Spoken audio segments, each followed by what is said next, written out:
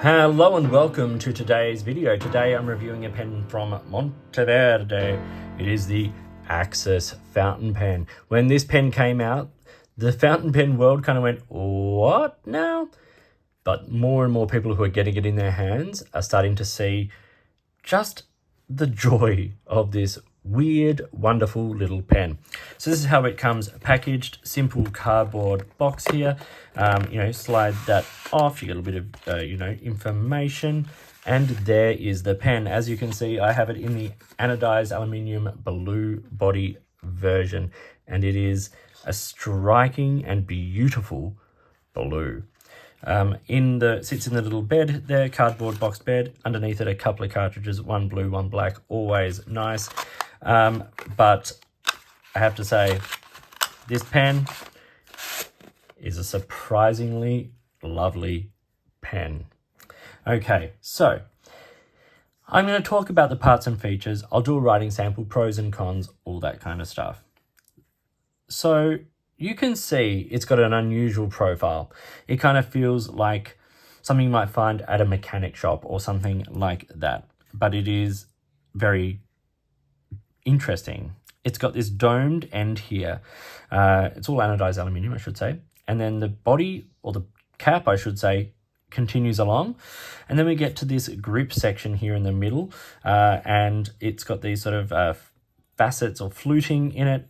And it is considerably wider there than the rest of the pen. And then we step off that and there's a groove around there. And then we get this sort of more narrow barrel on the end there. Now, to cap the pen and post the pen is magnetic. So you'll see that one end is wider or more girthy than the other.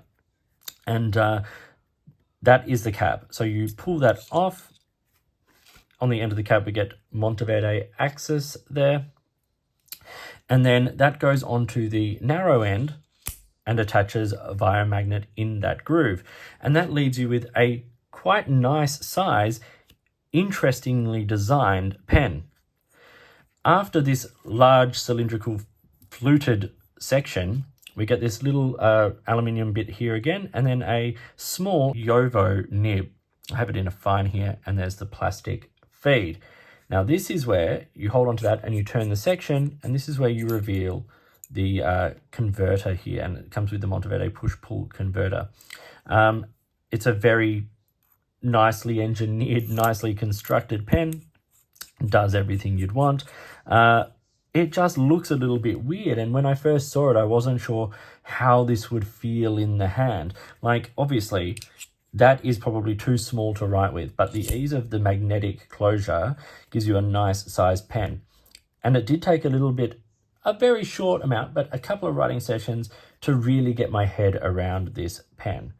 I will also say the nib here, this steel Yovo nib, it comes in extra fine, medium and broad. It's particularly fine, and mine was a little bit scratchy, but I literally spent 3 minutes on it. I looked at it under a loop, realigned the tines, gave it a couple of loops on some micro mesh or whatever it was, and away it went, and it is now a superb writer. So whether that's something you're going to need to do, I don't know. As I said, it took me 3 minutes, and I'm over the moon with how this pen writes now. So not a huge issue. One thing I will say about the converter, I should have said earlier, was that it will not take a full-length converter. It has to use one of these smaller ones. So whether you've got the Kaweco ones or this Monteverde one on hand, you need to use a smaller converter. It also will, as I said, take those short standard cartridges as well, standard international. When Monteverde moved to using Yovo nibs, they made a huge step forward, and every pen they have produced since has written infinitely better than anything that they had before. So, as I said, with a small amount of work, this has become a fantastic writer. I don't normally adjust nibs before a review, but I wanted to give this a fair chance because that's not how I've experienced Yovo nibs in the past. And as I said, I didn't do anything particularly flashy with it. I just made sure the tines were lined up and ran it over some micro mesh. Very simple, easy adjustment, and has paid big dividends. For the size comparison today, traditional Lamy Safari and a Kaweco Sport. This is the lavender Sport from a couple of years ago. You can see it's ever so slightly longer than the standard plastic Kaweco Sport, and much shorter there than the Lamy Safari, of course. Unposted, it's still about the same length as the Kaweco, and yes, the nib size is equivalent, and it is shorter there than the Safari, but this is not the intended writing length of the Kaweco or of the Monteverde. So I'll quickly post those alongside the unposted Safari, and you can see they both now come in slightly longer. So yes, this pen is slightly longer there than a Lamy Safari in its main writing format. Obviously, of course, the Safari can become considerably longer when you post it, but I know a lot of people are very comfortable writing with Safari unposted. So let's talk the dimensions of the Monteverde Axis fountain pen here. It is 110 millimeters when it is capped. It's 99 when it's uncapped. So that's too small. Like, you might be able to tick something off a shopping list, write down a phone number, something like that, but nothing really much. Posted, it comes in at 134 millimeters. Very comfortable length. I recently reviewed a pen that was 122 millimeters when it was uncapped, and that was perfectly comfortable. So 134, it's a good length. This section, I just took an average sort of width of it, and it's about 14.5 millimeters. So it is quite large in the hand. The pen weighs 23 grams, 17 in the body and 6 in that cap, but you are going to be writing primarily, for the most part, with a 23-gram pen. So let's do a writing sample now. And we have the Monteverde Axis. This is, as I said, in the anodized aluminium blue version. There's a range of colors, like the orange is also absolutely stunning. This has a steel Jowo. I've said number 5, but I'm not sure. It might be number 4 fine nib. And the ink in this is actually a private reserve ink, and it is Infinity Blue Black. I love the color of this ink. I think it's absolutely gorgeous.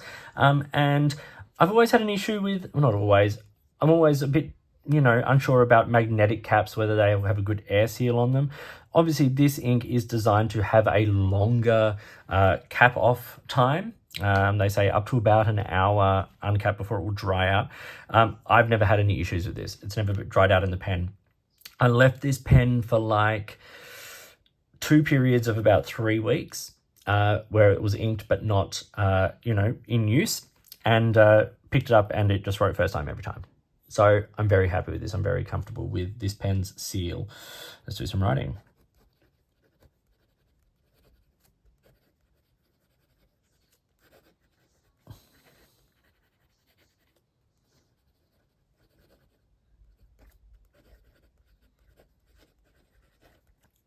It writes very nicely.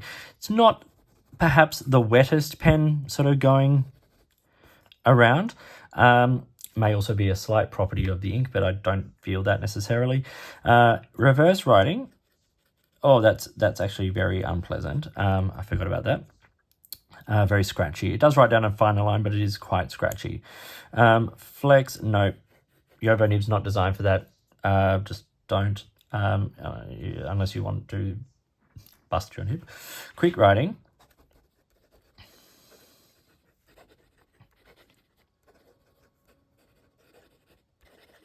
Totally illegible, but you can see the pen keeps up and has no problems. So it's an interesting pen. As I said, when I first got it, it was a little bit scratchy, particularly on some of the side strokes, but a very small amount of work. As I said, there are certain things I look for when I feel that, and it was slightly out of line, and then I ran over some micro mesh and it's writing. You can see beautifully. It's sort of smooth and consistent, and while not super wet, it's laying down a pretty nice line, particularly for a fine nib. And this is a sort of on-the-go pen anyway. You don't necessarily want a gusher for everything. It's a pocket pen. It's designed to be, in your pocket. One thing I will say that it actually is very funny is that because there's magnets in this, I keep this I was keeping it in my Galen Leather Magnum Opus, which has a magnetic clasp, and it would sit on the on the magnet, so it didn't disappear into the case. It just sort of sat nicely poised, ready to go on the magnet. Kind of fun. Yeah, for a pen that is an on-the-go pen that you're going to carry around potentially in your pocket or in a handbag or something, which this size pen is sort of designed for, having a pen that writes consistently like this as opposed to sort of super gushing wet is probably an advantage. Okay, so what does the Monteverde Axis fountain pen cost? Well, I've not been able to find a whole lot of Australian retailers or Australian retailers who had consistent stock.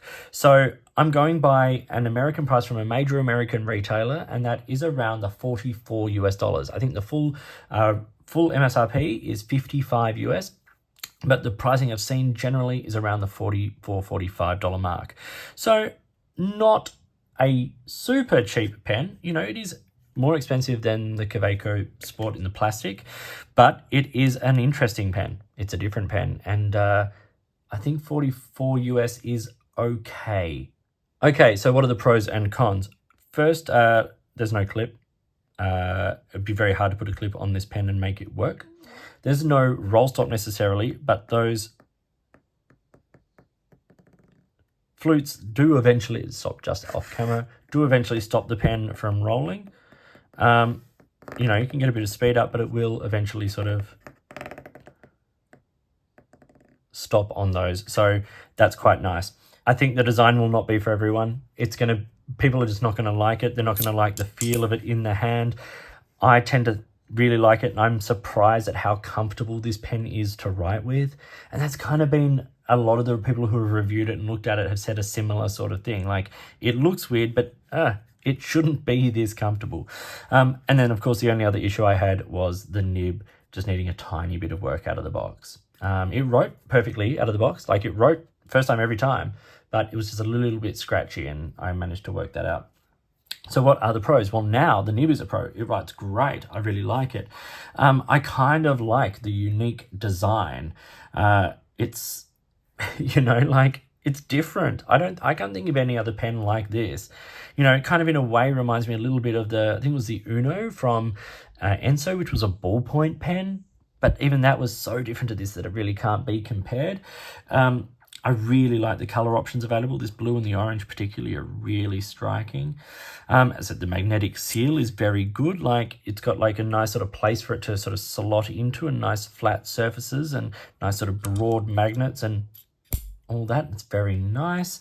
I like the feel of this anodized aluminium. I like the fact that the grip isn't slippery. And one thing I do like is just how comfortable the pen is to write with. It surprises me. It shouldn't, but it does. It surprises me. And in a way, it feels like a big pen in your hand because that section is so girthy. It doesn't feel like you're writing with a small pocket pen. It's a weird sort of, like, if you close your eyes, it could be a pen, a much bigger pen in your hand. It's surprisingly comfortable. So I've written in my review notes, feels like a big pen in a small body. And that's kind of a nice little, summary of that. So this was the Monteverde Axis. I hope you found this video interesting and useful. Please like and subscribe, hit the notifications button, all that kind of stuff. If you've got products you think I should be looking at, or if there's a way you would like to support the channel, I would love to hear from you. In the meantime, enjoy your pens, enjoy writing, and I'll talk to you soon.